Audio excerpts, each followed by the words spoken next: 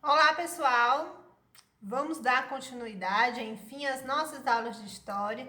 Eu espero que vocês estejam bem, continuem bem e, por favor, vamos manter essa rotina de estudo saudável. É o que eu sempre peço, porque a gente precisa de tempo para tudo e os estudos também devem ser prazerosos, tá bom?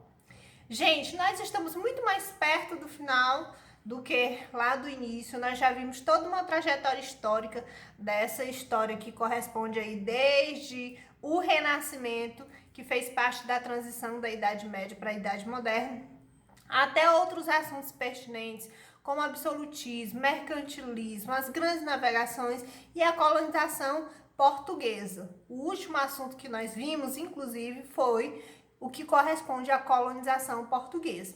E hoje nós vamos estudar sobre a colonização espanhola, a colonização do outro lado, a colonização da América de uma forma geral, mas lembrando, a América que corresponde aí ao Brasil foi colonizado pelos portugueses, como nós sabemos. A América do Norte foi colonizada pelos ingleses, que corresponde hoje aos Estados Unidos, mas todo o resto da América, ela foi colonizada pelos espanhóis. E é sobre essa colonização que nós vamos falar, que é um pouquinho diferente da colonização portuguesa que se deu aqui no Brasil, que inclusive é um assunto muito mais familiar para a gente, porque faz parte da nossa história e a gente gosta de estudar sobre o nosso país, então tudo é muito mais familiar, o tratamento com os índios, a questão do escambo, a questão da exploração da mão de obra, então nada é muito diferente do que a gente já conhece, do nosso conhecimento prévio.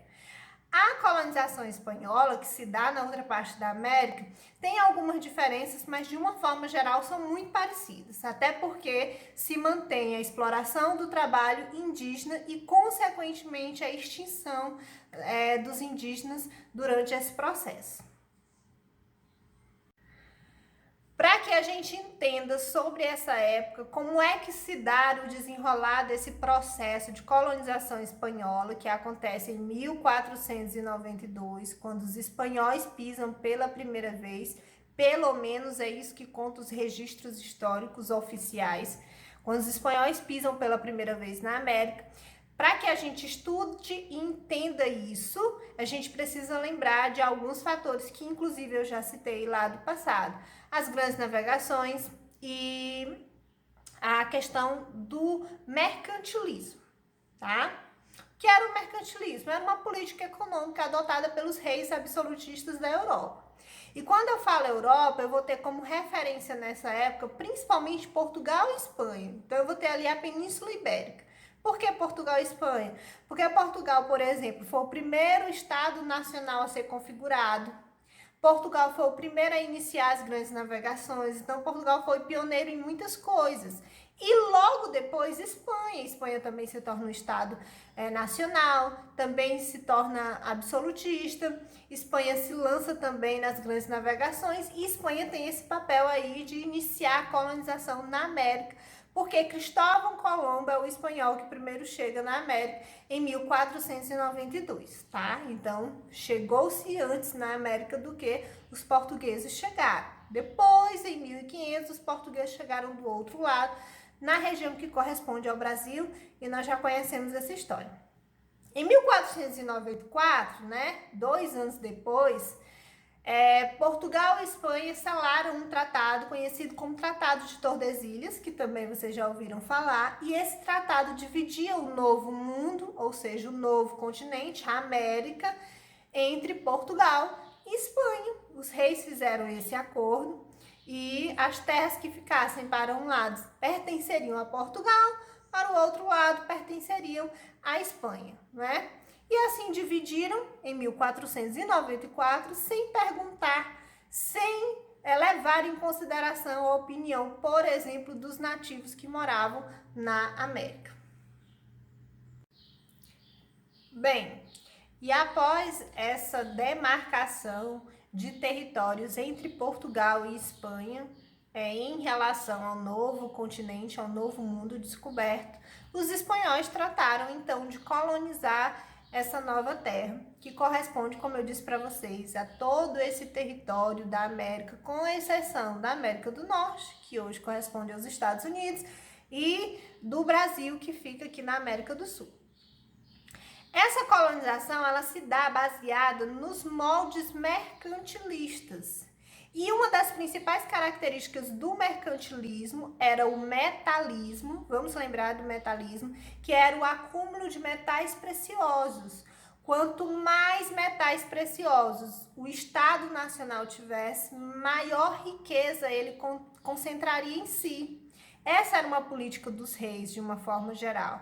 E os espanhóis, eles tiveram muita sorte, porque quando eles chegaram na região da América, que inclusive eles chegaram primeiro nas ilhas que ficam na região da América Central, eles já encontraram ouro.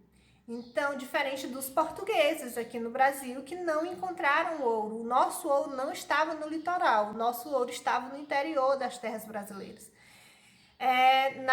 Na outra região da América, não. Os espanhóis encontraram ouro logo no litoral. Então, essa questão do metalismo, ela foi muito usada pelos espanhóis, porque eles exploraram esse ouro.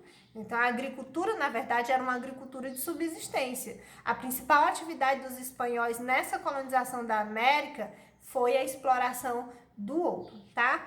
E nesse processo todo, houve o que não nos é também indiferente, porque isso acontece no Brasil, durante a colonização brasileira, é esse trabalho escravo, usando como mão de obra o nativo, indígena, e de uma forma geral a dizimação desses nativos. Os índios, assim como na América Portuguesa, os nossos índios foram dizimados. Por quê? Por vários motivos, mas entre eles por essa exploração da mão de obra. O lado mais trágico dessa história é a violência empregada com os indígenas, né? Vários foram os motivos dos índios morrerem gradativamente ao longo desse processo de colonização, assim como aconteceu na América Portuguesa. E nós podemos enumerar alguns, mas eu vou destacar dois. O trabalho forçado, que trouxe aí um grande massacre para essas populações. Além do trabalho forçado, existia uma mudança de costume. Foi imposto aos indígenas um trabalho que tinha que ser baseado em uma carga horária, que tinha como referência o trabalho na Europa. E eles costumavam viver livremente e não ter horário fixo, e não ter hora para entrar, hora para sair. Então, assim, esse trabalho forçado contribuiu para isso, porque quando o índio se recusava, ele era assassinado, ele fugia, mas ele era perseguido. Então, esse trabalho forçado, sem dúvida. Mas também as doenças trazidas pelos espanhóis. Na verdade, pelos europeus de forma geral. Os portugueses também provocaram isso aqui no Brasil. Os nativos, eles não tinham imunidade para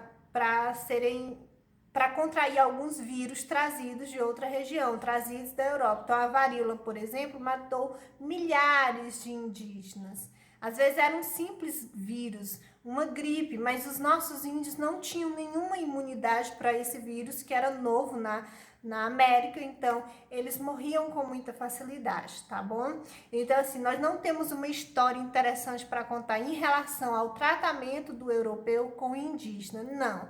Essa história, ela não muda, ela vai ser sempre uma história de violência física e de violência moral, de violência cultural. Eu não coloquei aí, mas nós temos um ponto muito importante que a gente precisa falar, a violência cultural. Os nossos índios na América, eles sofreram um processo de aculturação. O espanhol, ele retirou essa cultura do índio e impôs a cultura europeia.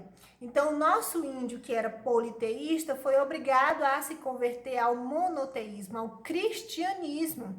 Eles foram catequizados. O nosso índio que falava a língua nativa foi obrigado a entender o português. O nosso índio que andava nu foi obrigado a se vestir, porque o nu era imoral para os europeus.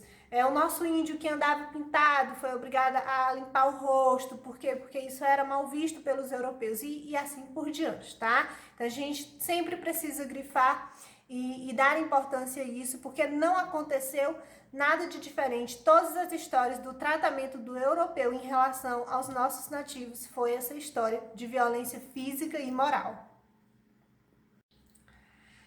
Pois bem, a partir de então, os espanhóis passam a organizar esse processo de colonização, que se dá de forma gradativa, a gente sabe disso, não é da noite para o dia. Então, vieram para a América pessoas encarregadas de dominar esses territórios e de começar essa exploração do ouro. E entre algumas personalidades importantes, nós temos Hernán Cortés, mas temos outro também que é o Francisco Pizarro. Então, Hernán Cortés, ele vai dominar a região dos astecas, nós já vimos isso no iniciozinho desse conteúdo. Os astecas, incas e maias eram populações nativas dessa região, muito desenvolvidas, por sinal. Tinha uma organização social incrível, que surpreendeu, inclusive, os europeus que chegaram nesse período e que tiveram contato com essas populações. Então, algumas dessas populações formaram um grandioso império, como é o caso dos Incas. Os Incas formaram um grandioso império e os Incas vão ser dominados por Francisco Pizarro, que vai chegar depois de Hernán Cortés. Mas existia uma necessidade, mas uma preocupação da coroa espanhola de explorar o ouro concentrado nessas regiões. E os astecas e os incas, principalmente, eles possuíam muito ouro concentrado nos seus domínios territoriais. Embora eles não soubessem o valor daquilo tudo, mas eles possuíam. Então, Hernán Cortés chega em 1519 com essa missão de explorar esse ouro, mas de principalmente dominar os astecas, e consegue isso dizimando boa parte da população. E ele vai ter aí uma ajuda de uma índia, de uma nativa.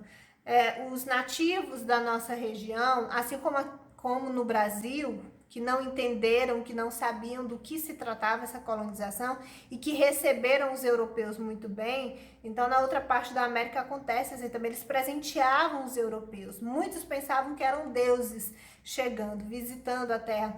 Então, era uma forma de presentear. Eles deram como presente uma nativa.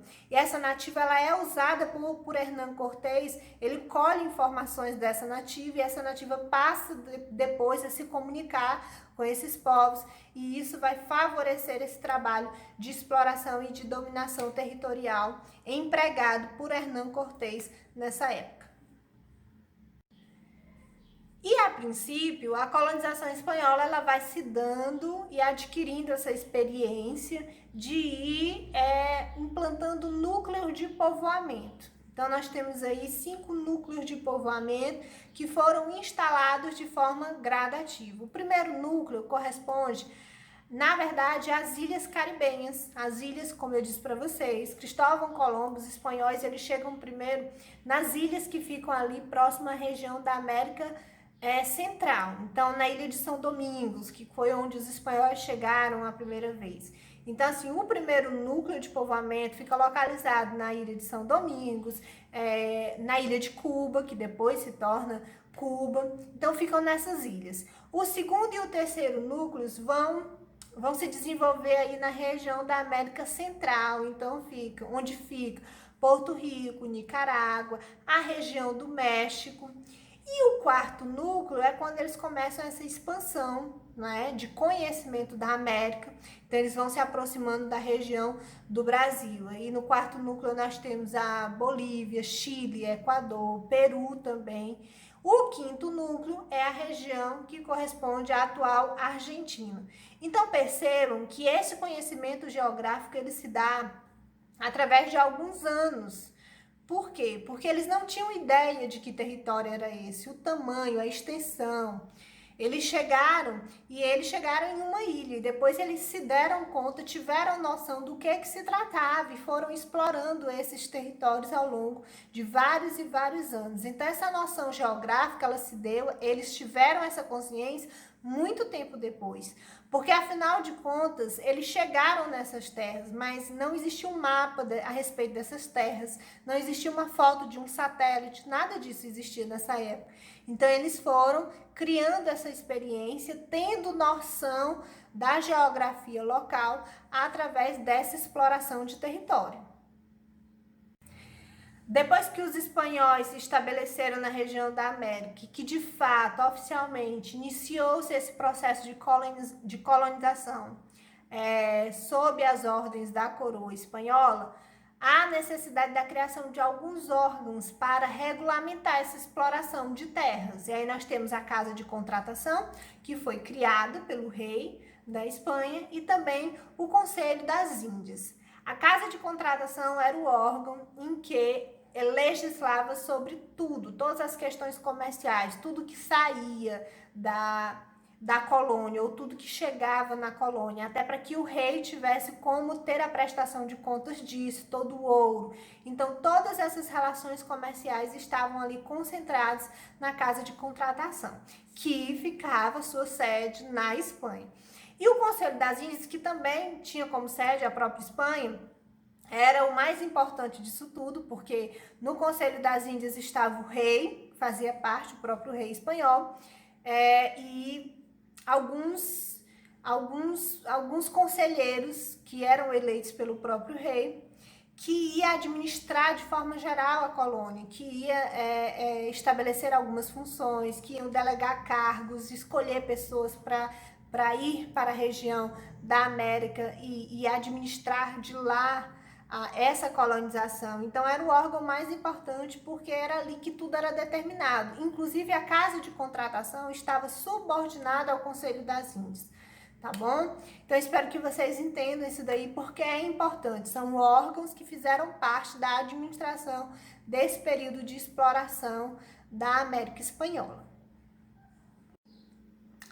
E agora nós vamos falar dos adelantados. O que é isso? Adelantados nada mais era do que um título político dado pela coroa espanhola àquelas pessoas, aos espanhóis que viessem para a América e que se encarregassem dessa colonização, dessa ocupação das terras e dessa colonização, da exploração dessas terras com recurso próprio. Nada mais era do que os nossos capitães donatários. Vocês lembram dos nossos capitães donatários?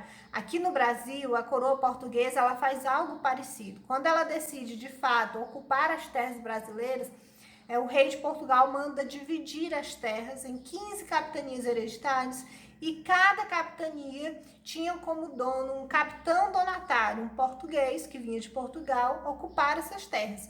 Esse capitão donatário recebia essa capitania, essa enorme extensão territorial, através de um documento, da Carta Foral, e ele tinha todos os direitos em relação à terra, ele só não podia vender, mas ele tinha que explorar a terra, ele podia fundar vilas, ele catequizava os índios,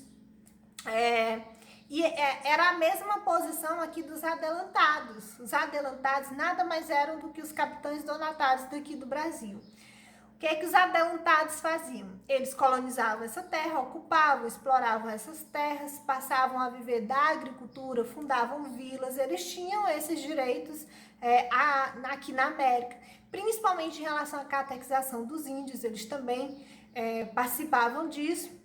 Por quê? Porque o rei da Espanha ele precisava ocupar essas terras, ele precisava explorar essas terras e era dessa forma que se podia fazer isso de forma mais prática. Então os adelantados nada mais eram do que os nossos capitães donatários, a função era a mesma, o nome é que diferenciava. Isso é parte da administração espanhola, por hoje é só, nós vamos ficar por aqui. Eu espero que tenha ficado claro toda essa questão do início da colonização espanhola, tá bom? Depois nós vamos dar continuidade com outro vídeo para que não seja muita informação de uma única vez.